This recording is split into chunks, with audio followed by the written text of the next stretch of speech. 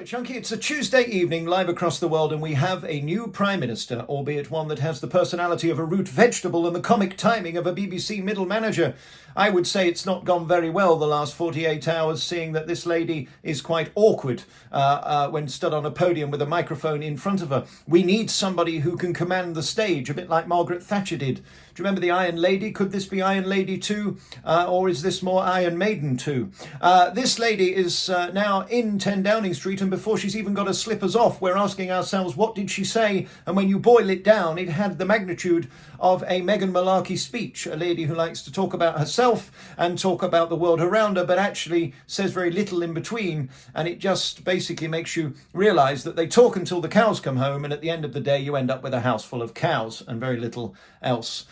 This lady has got an incredible task on her hands to turn around a country that it's on its knees, knowing that we could be spending up to £6,000 by Easter on electric and gas bills, and the energy crisis, she said she's going to put it at the forefront of her campaign to sort out.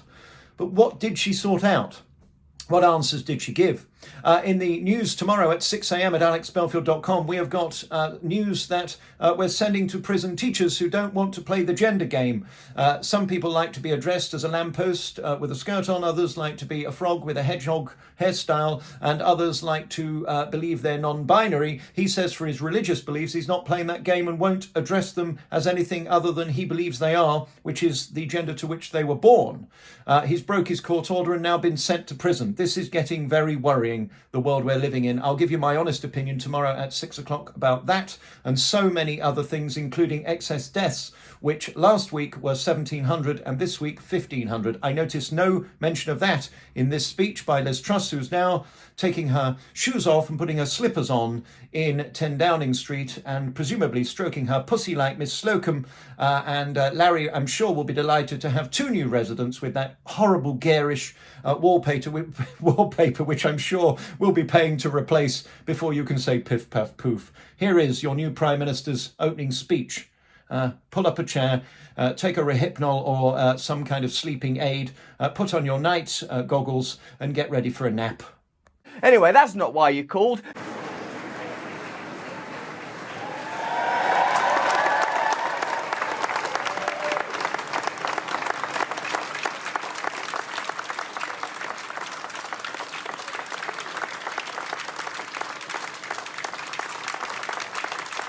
Our freshly appointed new Prime Minister, Liz Truss, third Prime Minister in just over 3 years. Let's listen to her. Good afternoon. I have just accepted Her Majesty the Queen's kind invitation to form a new government. Let me pay tribute to my predecessor. Boris Johnson delivered Brexit, the COVID vaccine, and stood up to Russian aggression. History will see him as a hugely consequential Prime Minister. I'm honoured to take on this responsibility at a vital time for our country. What makes the United Kingdom great is our fundamental belief in freedom, in enterprise, and in fair play. Our people have shown grit, courage, and determination time and time again. We now face severe global headwinds caused by Russia's appalling war in Ukraine and the aftermath of COVID. Now is the time to tackle the issues that are holding Britain back. We need to build roads, homes, and broadband faster.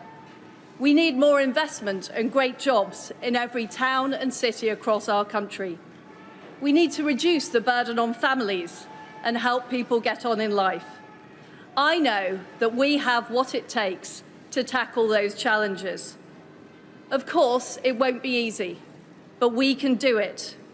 We will transform Britain into an aspiration nation with high-paying jobs, safe streets, and where everyone everywhere has the opportunities they deserve.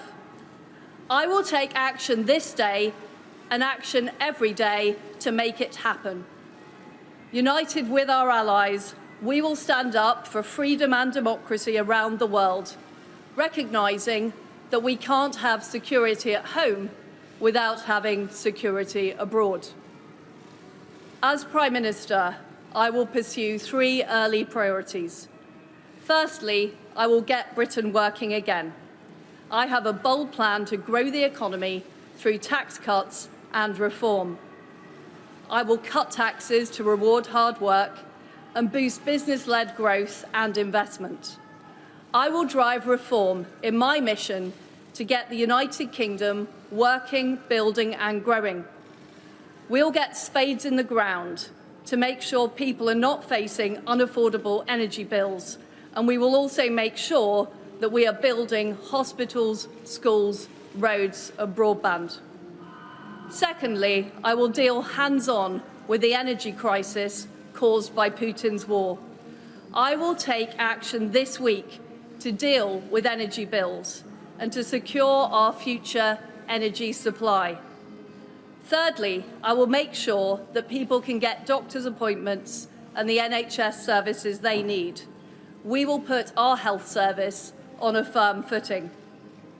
By delivering on the economy, on energy and on the NHS, we will put our nation on the path to long-term success. We shouldn't be daunted by the challenges we face. As strong as the storm may be, I know that the British people are stronger. Our country was built by people who get things done. We have huge reserves of talent, of energy and determination. I am confident that together we can ride out the storm. We can rebuild our economy and we can become the modern, brilliant Britain that I know we can be. This is our vital mission to ensure opportunity and prosperity for all people and future generations. I am determined to deliver. Thank you.